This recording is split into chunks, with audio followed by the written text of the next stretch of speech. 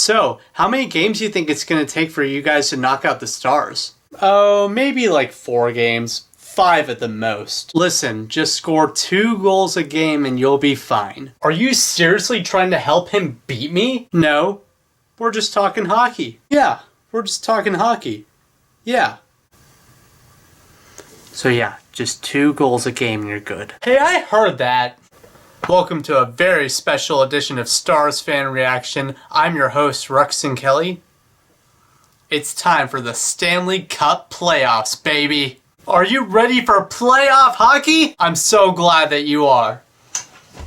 It's too bad the Stars aren't. You know, going into the playoffs, I've heard a lot of people saying that the round robin teams, they really didn't care about the tournament, or that they didn't care about seeding, or that they were just trying to conserve their energy. And they had the right idea by wanting to conserve their energy, but what that ended up doing was making them flat, particularly the Stars. Of course the Calgary Flames are more hot right now. I mean, they just came off of a series win against Winnipeg, a convincing series win where every single game mattered. It just really makes me wish that the Stars had taken the round robin tournament more seriously. For starters, the offense came out extremely flat, which isn't really a surprise, but also the defense came out really flat. Andrej Sekera committed a very bad turnover in the Stars' defensive zone that almost cost him a goal 2 minutes into the game. Thank God for Dobie. And then 10 minutes into the game, Radulov takes an interference penalty against Tkachuk, and the Calgary Flames go on the man advantage. 1 minute into the penalty, the PK was looking really good. However, Milan Lucic, of all people, rushed up the ice with speed and slid a cross-ice pass over to Dylan Dubé, who banged it in on the one time and gave Calgary a 1-0 lead. Even though that it was only 1-0 Calgary Flames, one thing really jumped out at me, and it was that the Stars were playing really ugly, sloppy hockey.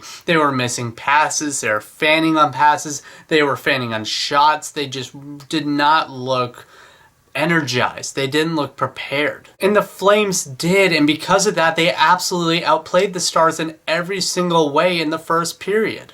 With about 2 minutes left in the first period, Dylan Dubé rushed up the right side of the ice and he just cut in straight on Hudobin. He made Andrej Sekera look like an absolute turnstile, and he put it past Hudobin and made it 2-0 Calgary. This was an extremely ugly goal, and I'm going to talk more about Sekera later down the road in this video.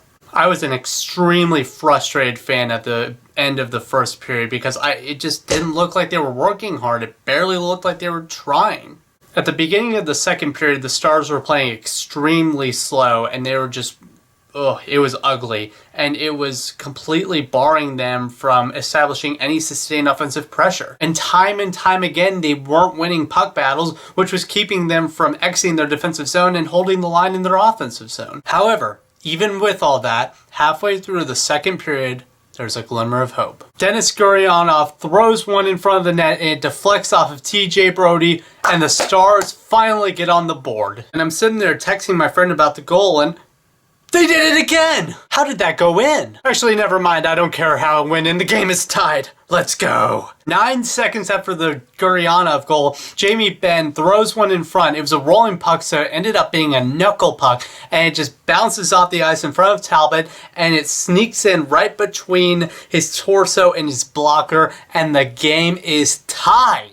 I was feeling really good about this. However, exactly 5 minutes later, Rasmus Andersson goes one-on-one against Andrej Sekera, my favorite Star, and puts one far side over the blocker of Hudobin. 3-2 Calgary. In the third period, they put a lot more offensive pressure on Calgary, and they actually evened up shots. However, it just wasn't enough. They actually got a power play at the very end of the game with 30 seconds left after they had pulled Hudobin, but it just wasn't enough time, and the Stars fell 3-2. You know, I'm sitting here looking at my board full of all my talking points for this video, all the things that I want to talk about, and I also have a couple of things that I learned from my summer classes this past summer. You know, one of the things that I learned in my class was the meaning of grit, and grit isn't an acronym. It stands for growth, resilience, instinct, and tenacity. And the Stars lack all 4 of those characteristics, and they lack grit as a whole. Instead of trying to actually grow as a group, this team has just tried to coast off of what they did last year in the playoffs. And they're getting completely outplayed by a team that on paper is inferior, but they're working harder than the Stars, and they're taking strides to get better and to grow as a group, and the Stars just aren't. Andrej Sekera, what are you doing? You could put a literal pylon out on the ice with Steven Johns and it would play heavier and more effectively than Andrej Sekera is right now. I think that Rick Bowness needs to seriously